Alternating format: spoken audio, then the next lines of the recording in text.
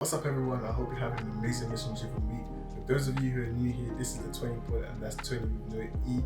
And on this podcast, we talk about how to live a successful and fulfilled life. Once again, a massive thank you for all the support. It means a lot to us that we mean something to you. Find us on Instagram at 20 pod. And without further ado, let's get into this week's episode. You're working in a school in Greenwich. Yeah. So how did you even get into that? Oh, okay. So How are you working as a teacher or? I was an admin apprentice. Okay, cool. Admin apprentice. So essentially, a lot of people don't know this, right? But to talk about this, I kind of have to go back a bit, innit? So essentially, when I was in school, I'm not gonna honest, I didn't like it. Yeah. It just wasn't for me at the time. The teacher I had, I'm not saying this is all her. And I'm not saying that she's terrible. I'm not saying anything bad about her. But it just felt. I notice how I say felt. I'm not accusing her or anything. I said felt. It felt like she was targeting me. So it really switched me off from my education. Mm-hmm. And my grades dropped and I started dropping low down in sets. And by the time I got to year 9, I was in bottom set for science.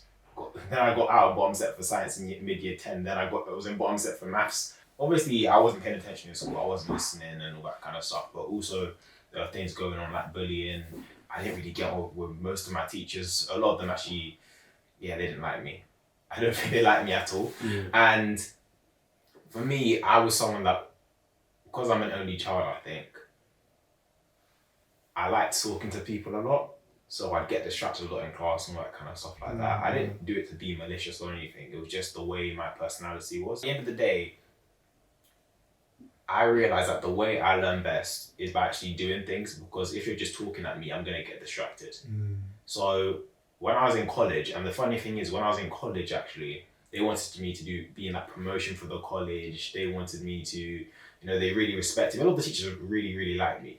So I was getting top grades in college as well, and I finally turned it around. I did what I wanted to do. Today, I realized that with all that happened to me in secondary school, in primary school, the best option for me was to get an apprenticeship, because although I was getting top grades in college and I wasn't seen as a bad kid and all this kind of stuff like that, it just wasn't for me. I wasn't enjoying it, and I was really beginning the journey of developing myself into a better man. And it started off with career, but now this year it's really been me thinking about how I can be a better man. So it's more stuff than just the personal development things. It's things like, although I'm 20 years old, I'm not going to have the kids for at least another decade. I'm still looking at how I can be a good father, because I want that to be natural by the time I'm that age.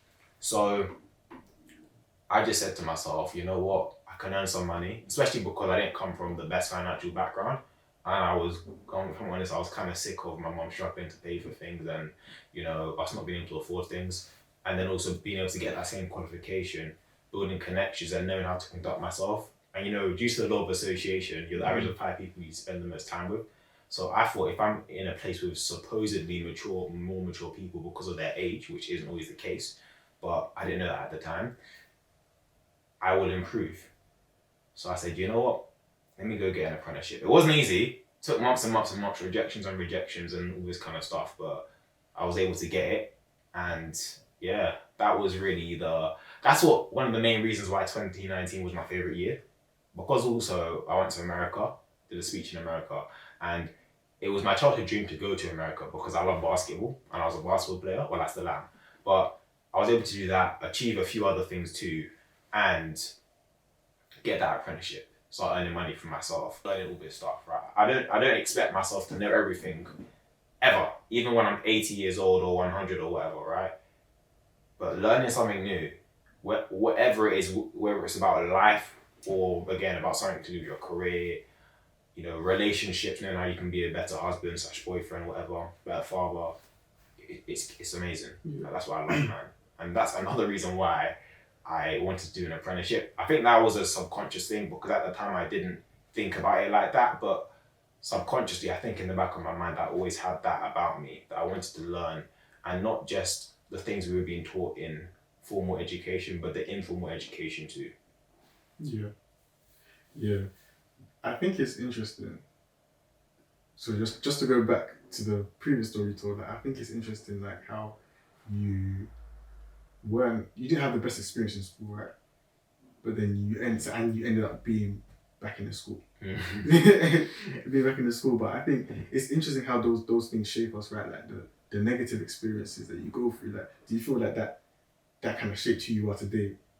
And in a good and bad way, perhaps? Like, how do you feel like it shaped you? Bro, 100%. Yeah. I'm a firm believer that if you look at the way people are, a lot of it comes from your childhood and how you grew up. Definitely. Yeah. So for me, for example, I'm an only child, grew up in a single parent household, all that kind of stuff, right? So automatically, I'm gonna be more, well, it's different for a lot of people, but my response to it was, firstly, being an only child. Now I want to have not too many kids. I don't want like 4 kids, 4 or 5, 4 at maximum. But I think the sweet spot for me is 2 or 3. So I want multiple kids, right?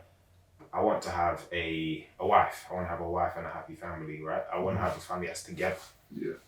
And I want to, go out and enjoy things. I don't want 20,000 friends. I'm not that kind of guy that wants so many friends. I want maybe 4. I have about 4, 5, 6 real friends at the time. Yes. So, and a lot of them from secondary school, I still talk to them.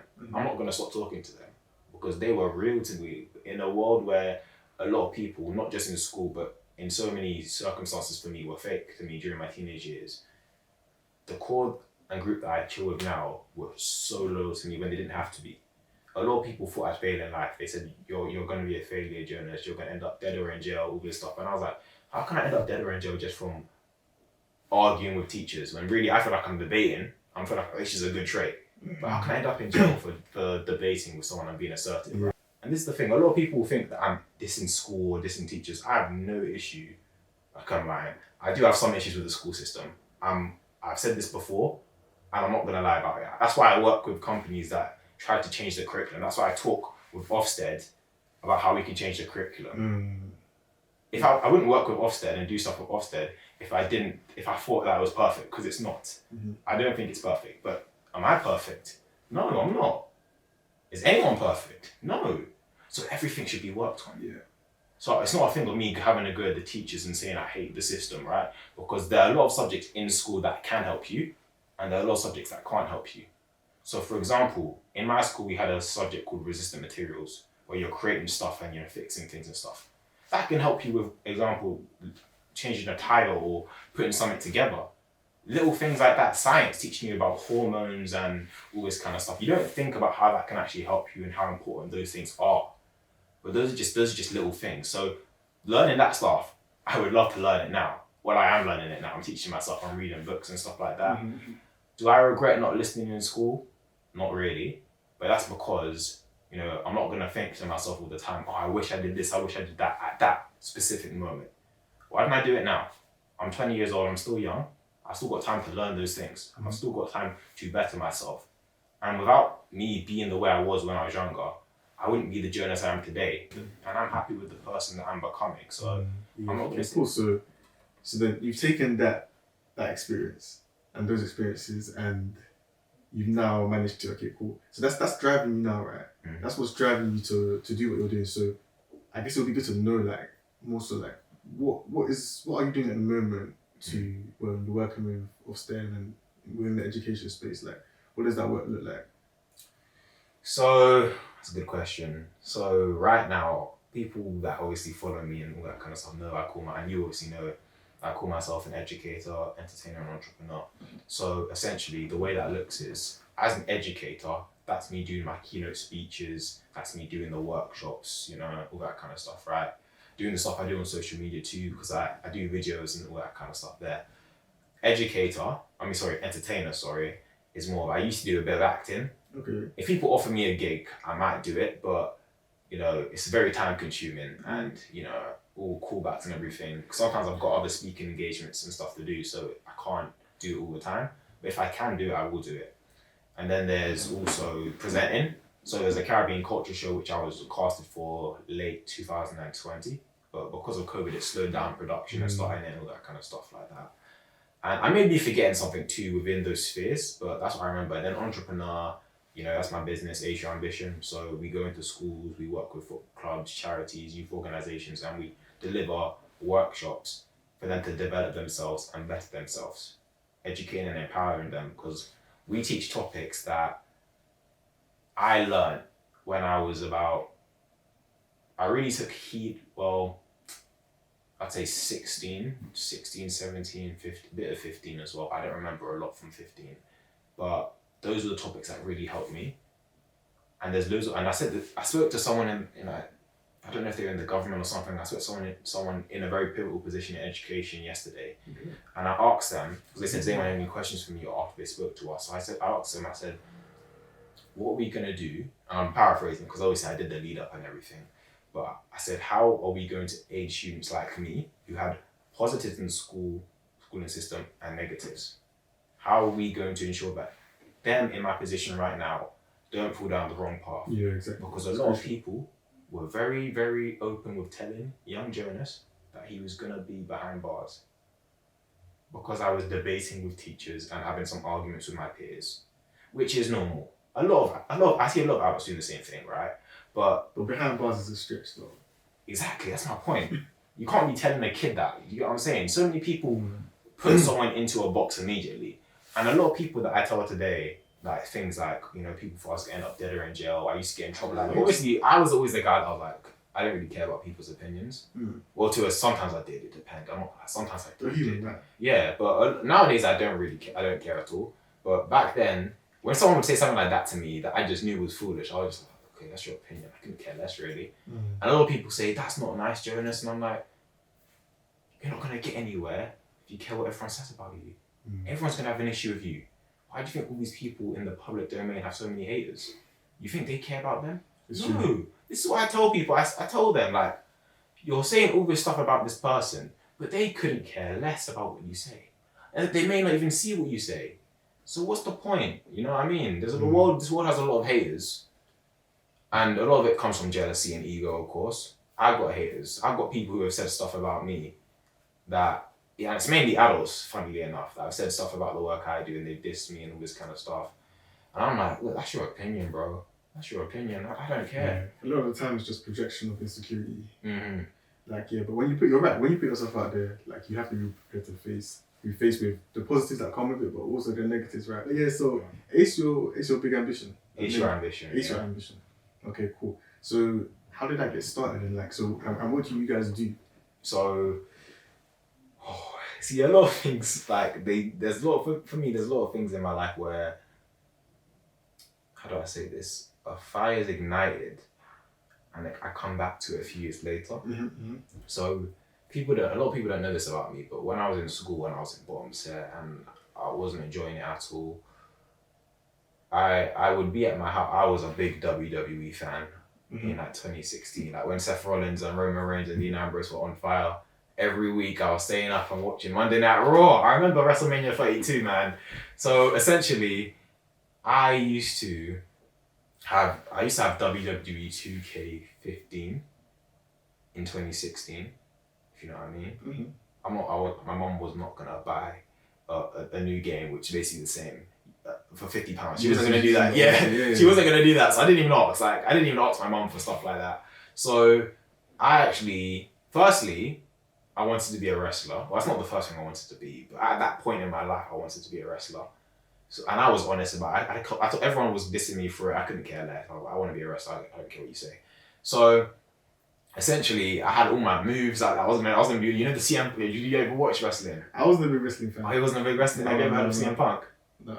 No. Oh, okay, cool. But people that know CM Punk, his finisher, he's called the GTS. That would be my finisher. I wanted to jump off the top rope and all this kind of things. Like, I was proper on it, right? I actually messaged a wrestling company on Facebook asking them when I could join. I've still got the message. And they said, when you're 18, you can join. And I remember seeing the message recently and I was like, wow, I wonder if they're still thinking, is that Jonas kid going to come down one day? I wonder if they think that. But yeah, so I literally wanted to start my own wrestling company as well. So I proper researched like the cost for it, looked at the venues, thought about the chairs, I'll need the budget. How old were you at this time? I was 14. Okay. And then also, because I couldn't really afford that at the time, I did my own YouTube show called GWA, I think. World Wrestling, I don't know, Global Wrestling Alliance or something like that. So it was my own wrestling company. I created like hella new characters that didn't even exist.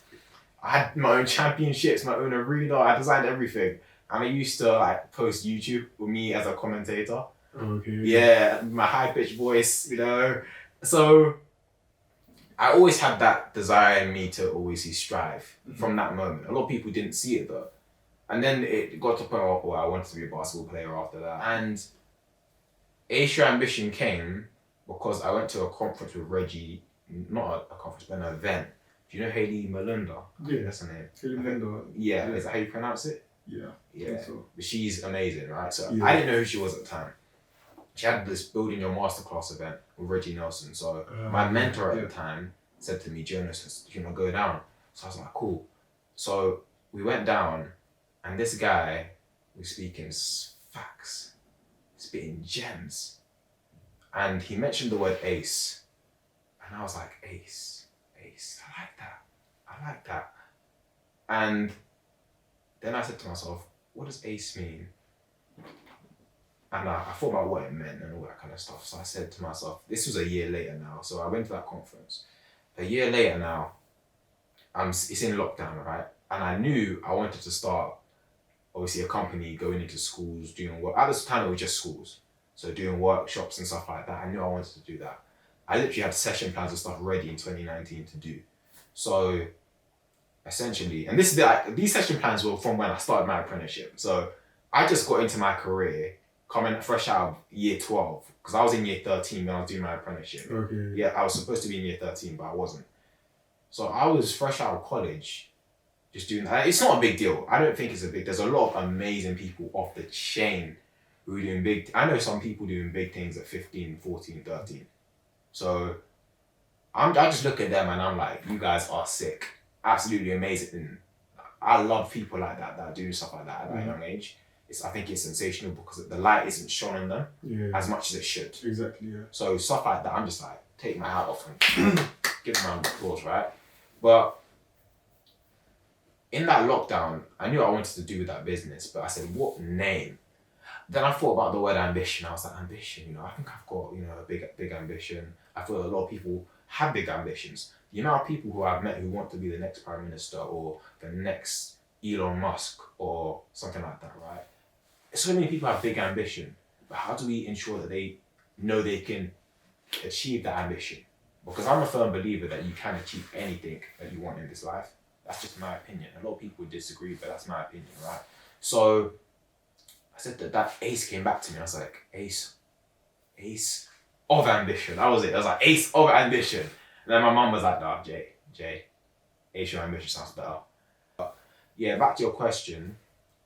So that's how it started. And what it is we go into schools, we work with football clubs, we work with youth organisations, charities, that kind of stuff, and we deliver workshops up for them to learn topics that are really going to aid them in the future. A lot of people say things like, we should be taught this in school, we should be taught that in school. That's what Asian Ambition does. Okay. So I saw everyone complaining about this, and I was like, you know what? I love public speaking. It came, the way it came to me was weird. The way it started was quite weird. I didn't want to start, but it started.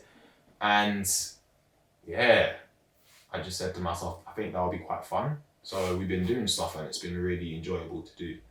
Honestly, I wake up and I know before we started recording, we were talking about obviously how some people wake up and they hate Mondays. And obviously I've been in that position where I'm Sunday evening, I'm finished watching the football. Arsenal probably lost, and and I just look at the sky at the night, and I'm like, the next time I'm gonna see the sun, I'm gonna have to go into work. And I'm just like, I don't want to do it, man. I gotta do it. I gotta bring home the cheddar, help my mom, that kind of stuff like that.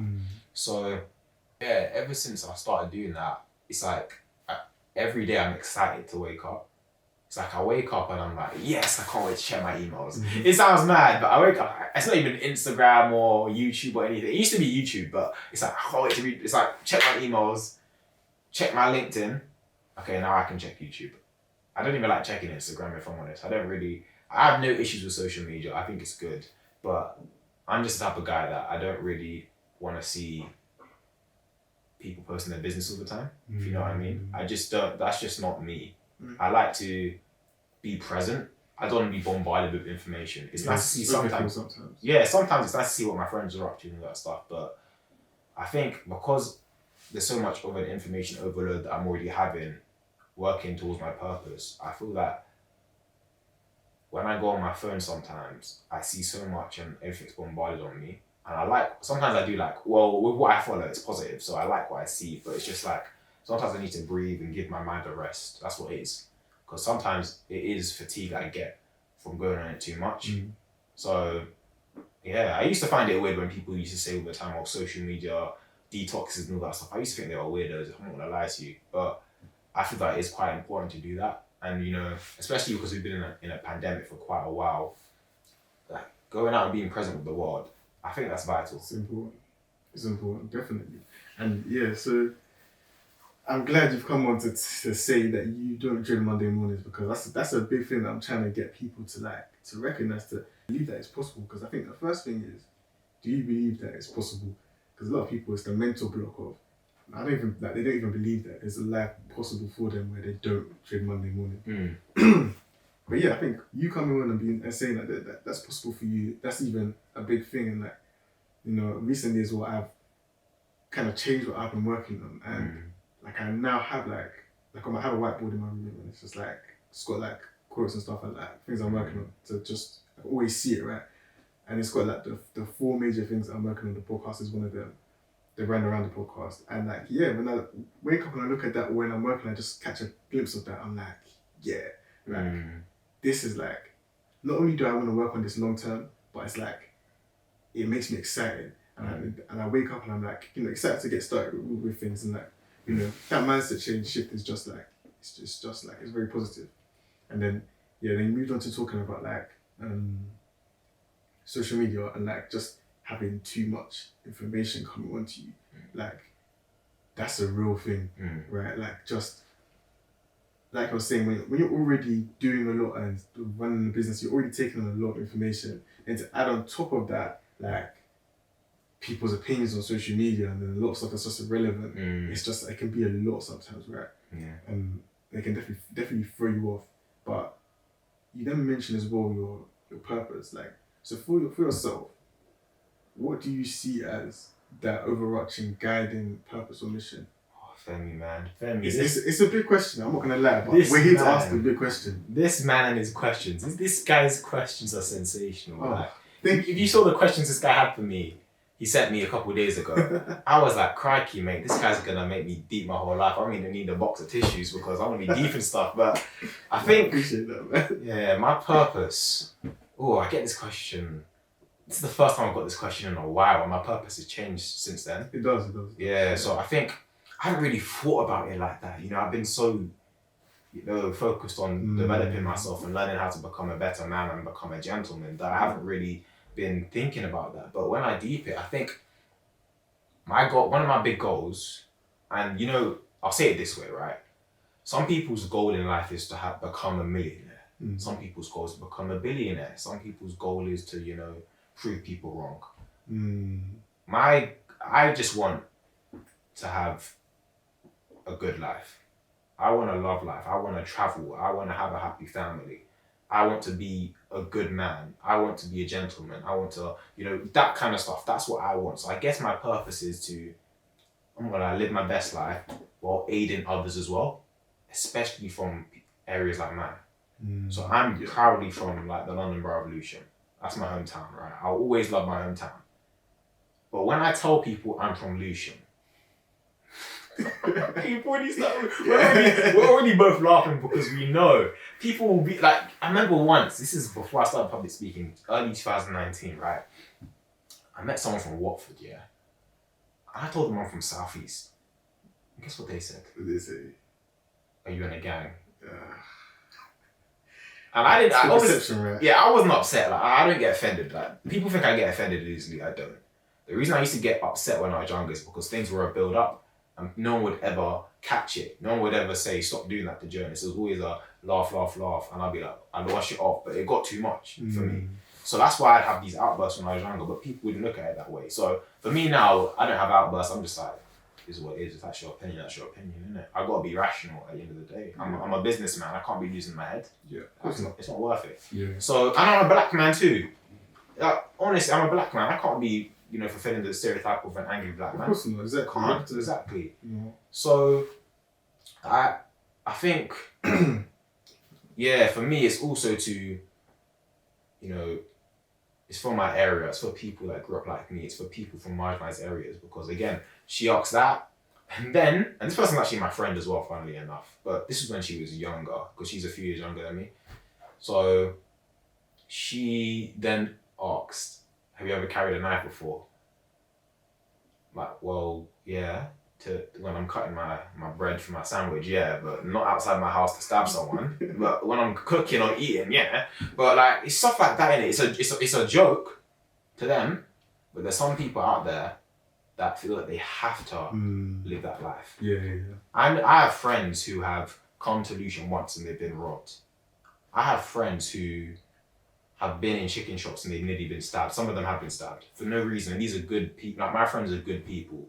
They have a job, they do good stuff for the community, they want to help young people. Mm-hmm.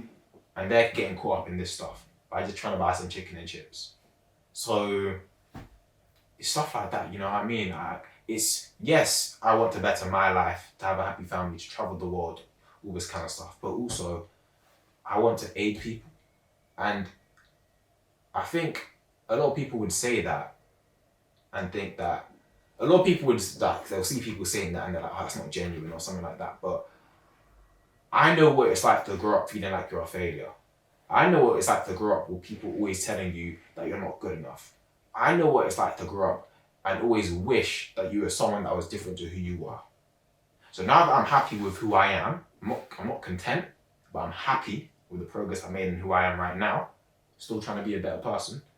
But now, how do I aid them to believe they can achieve something greater than them? Mm-hmm. Because again, when I tell people I'm from Lucian, they're like, oh, bro, you must have been through it.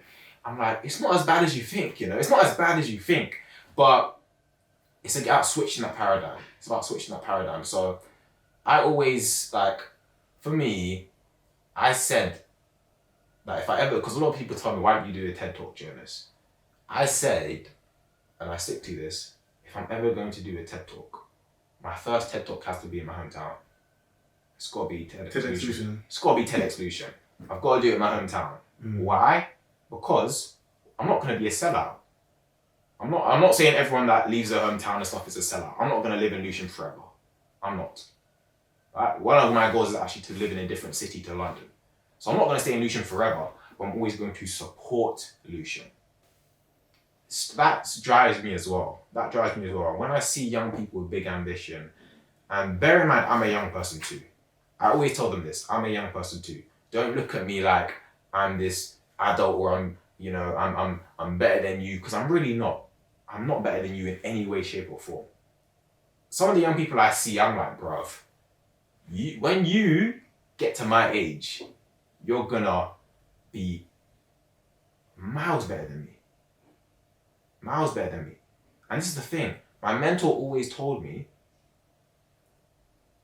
if you get to my age and you're not in a better position than I am right now, I failed you. He said, I failed you. You didn't fail yourself. That's the mentality of a real teacher. Exactly. Yeah. And I said to myself, I got to adopt that mentality. So that's why I say they're going to be better than me, because I'm speaking it into existence. The young people I work with, they will be better than me. They will be. If they're slacking and all that kind of stuff, I'm gonna obviously, I'm gonna give them a talking to, innit? But if they put in the work, and when they put in the work, they can. But also they need to understand that you need to balance working with living too. But don't do anything stupid and illegal that's gonna, get you in trouble.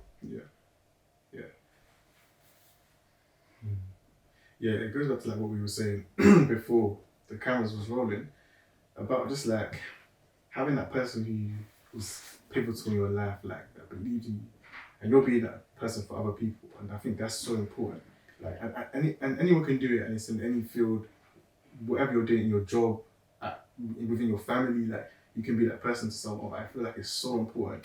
I talk about my teacher in school. like year 11 chemistry teacher. And I just remember just like him just giving me that boost, that encouragement, that like you can do it, like you're smart enough to do it, like you put your mind to it, you can get it done, and just like that literally changed the whole course of my secondary school, my education. So just like having those people, like I think now the position as you get older is now like turning around and being that to other people. It's crucial, man. It's crucial. And then so obviously like you've now created an organization, Ace Your Ambition, and you're trying to make an impact for those people in the communities you're talking about. And I think that again that's so important to find a community that means something to you, that you can relate to, and then they have problems in that community and you're working to solve those problems. Like I feel like that's when you really connect with the work that you're doing. And yes, I think that's a really crucial part to any kind of mission or purpose that you have. You have to connect to it on that kind of level. And to be fair, like not everyone even wants to or needs to. I won't say needs, but not everyone wants to have that. Like some people just want to live a simple life, but basically everyone just they do their job and go home. There's nothing wrong with that. But if you do want to have something where you actually connect with what you're doing, I feel like you need to have that.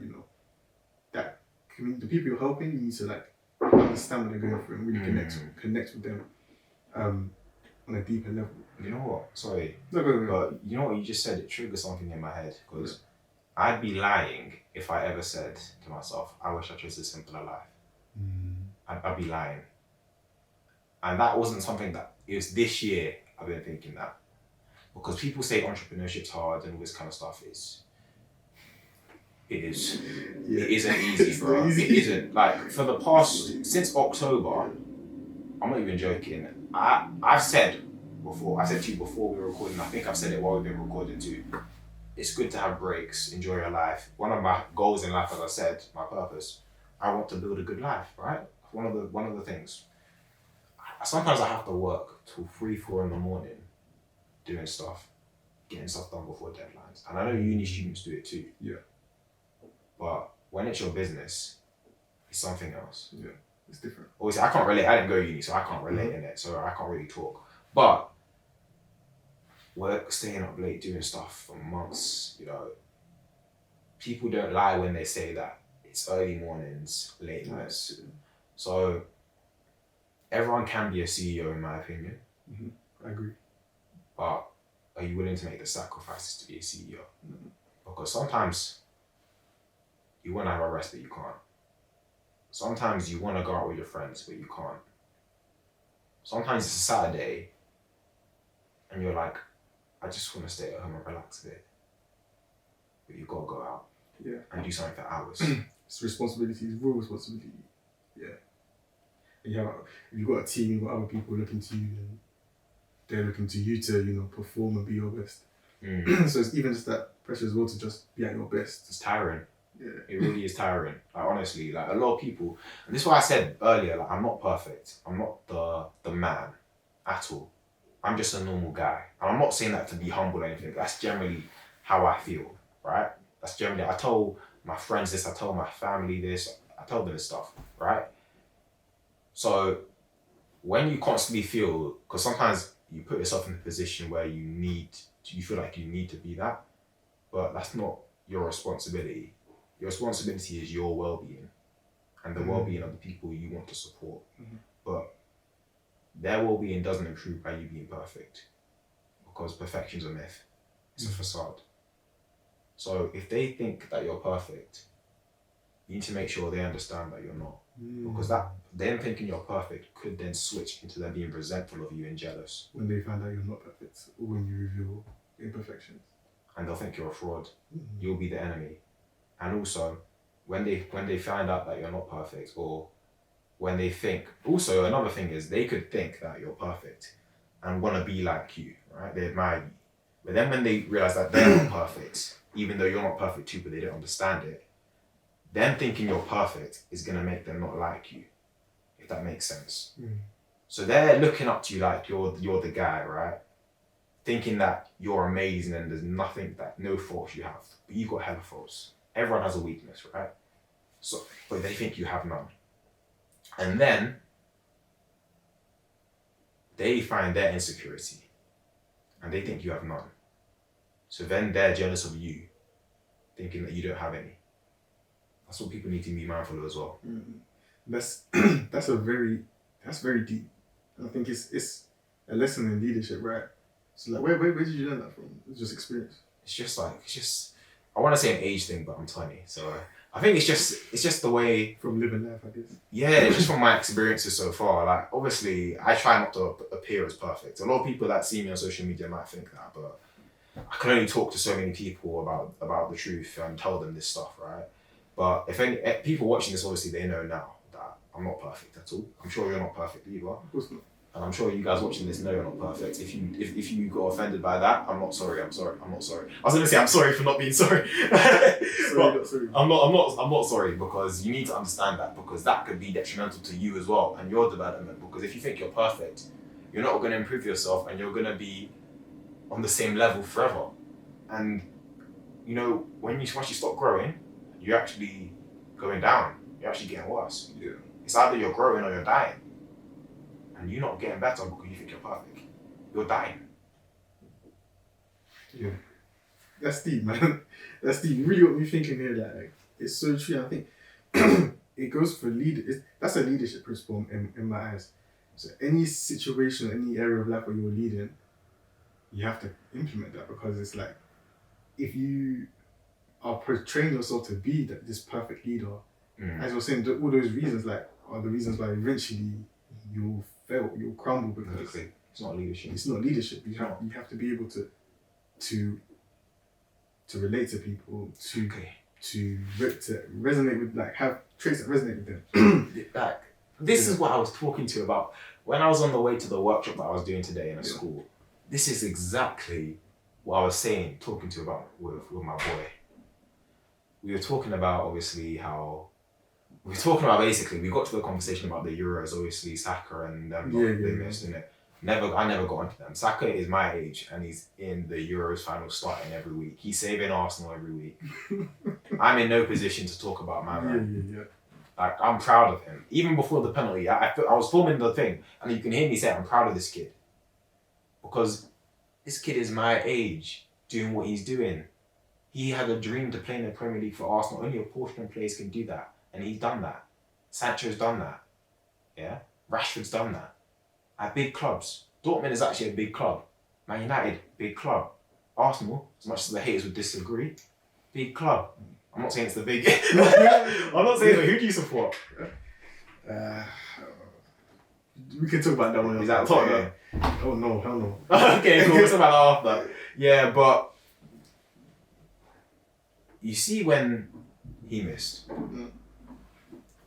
Calvin Phillips came up to him and hugged him. When the youngster from Man United, Alanga, I think that's how you pronounce it, when he missed, Ronaldo consoled him.